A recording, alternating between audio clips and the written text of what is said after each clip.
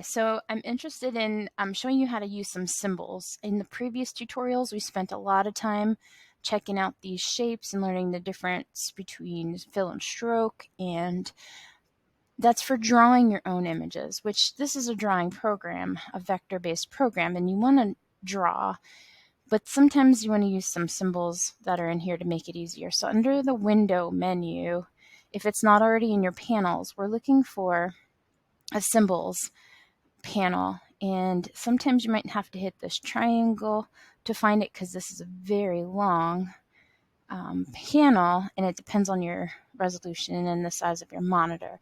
So I'm going to hit the symbols and it opens up another panel, and so by default it gives you some symbols, and I'm going to just click and drag this one onto the screen. And so I have this. I can take the selection tool and make it bigger and stretch it out, and I can use some automatic symbols right here within my work. So we learned that there's symbols. Some more things you can look at. If there's a library here, so it's represented by books just like you would see in a library.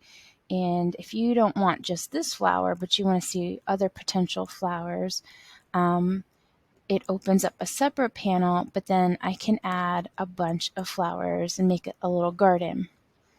I'm going to close out of this flowers panel. Let's go to fashion, and maybe I want to make a brochure, and I'm going to include pants. So I don't love that these pants are orange. Maybe I want them to look like blue jeans. So the other thing we can do is right click, and we're going to look for break link to symbol. And as soon as I break that link, I can go over here to the colors and I can change the color.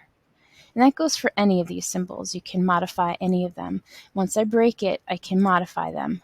I can also, we learned how to mess with some anchor points. So I'm going to use this sub selection or direct selection. I have anchors down here.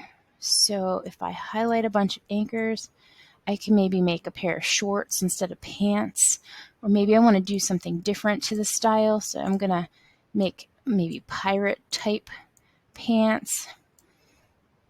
I can add anchors so they're wavy down at the bottom. They're a little bit different than straight edged pants.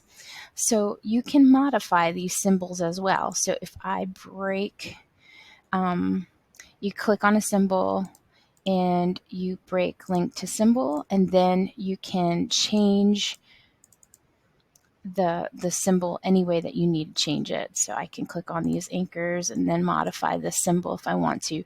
So the background of this, it doesn't look like it did anything, but there's a background to this this symbol. And I can modify all of these, and then I can select them all and move them all at one shot, or group them back together, or